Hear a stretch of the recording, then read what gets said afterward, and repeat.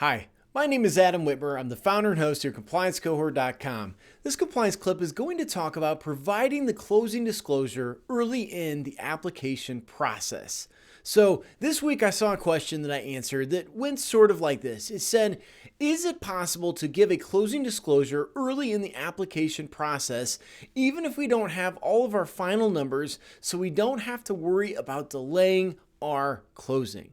So that's our question. Can we give the closing disclosure early in the application process? Now, the person that was asking this in their defense to this question was basically trying to find a citation. They said their lenders were doing this and their lenders thought it was okay, but they were looking for a citation in order to counter their lenders and say this isn't okay. So finding the citation was a little bit challenging for this person. Now, there is a citation on this that can help back up why we don't want to give the closing disclosure too early in the application process. And that citation actually comes from the preamble to the 2018 final rule, or the amendments to TRID that took place in May of 2018. Now, there's been quite a few revisions over the years, but this specific revision, these final rules in 2018, had to do with the black hole. So some of you remember the TRID black hole, where it had to do with providing the closing disclosure so many days from the loan estimate and so many days before closing. They removed the issue of the black hole. Well, this is where the preamble of that final rule talks about issuing the closing disclosure too early in the application process. So let's take a look at some of the preamble and take a look at what it says, because it's pretty clear here that if you provide the closing disclosure too early in the application process, you could have some problems. So let's take a look at some of these quotes. The first thing we see in the preamble is this. It says, the Bureau agrees with commenters who stated that the practice of providing very early closing disclosures with terms that are nearly certain to be revised would be contrary to the underlying purpose of the closing disclosure, which of course is to provide final numbers. That's really the purpose of the closing disclosure. Now, the preamble goes on to say a few more things. It says this. It says, the Bureau concludes that the rule's existing provisions should prevent creditors from sending closing disclosures very early in the process before engaging in due diligence. And the due diligence, of course, is to get final numbers. So really what it comes down to here is you can issue a closing disclosure once you feel you have final numbers. If you know that they're not final numbers, you should not be issuing a closing disclosure because you have not provided your due diligence to collect that information and give those final numbers on the closing disclosure.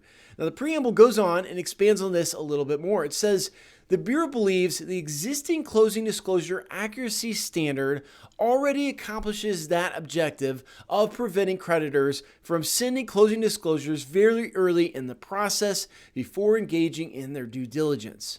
So, what are those existing accuracy standards? Well, of course, there's a couple. The existing accuracy standards that are written into the TRID rules, which we can find direct citations on, are this. It includes a number of things. There's really three main things. The standard of providing actual terms, the standard of providing readily available terms that you should be able to gather. Even though you don't have them, you should be able to gather them, and conducting due diligence in obtaining the information, and not just saying, well, I don't have it, so I'm going to issue it. You actually have to conduct due diligence to get the information before you provide the closing disclosure. So these three standards are the indirect citation on why we cannot provide a closing disclosure early in the application process if we have not yet done our due diligence to have final numbers. Now, if you do have final numbers, you can provide it as soon as you know those numbers are final. Then that, of course, is going to be your baseline for any tolerances. But really, you should not be providing that without conducting your due diligence and making sure that you have the actual terms and the readily available terms in your closing disclosure.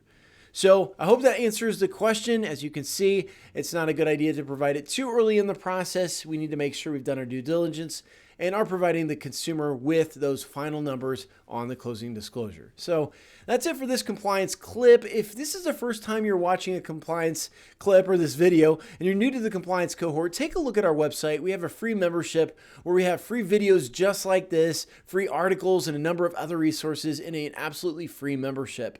We also have products available for purchase in our store. And if you are an existing member, we appreciate you and thank you so much for joining us in this compliance clip and sticking with us all the way to the end. You rock. So I hope you have a wonderful day. Thanks for watching and have a good night. Thanks.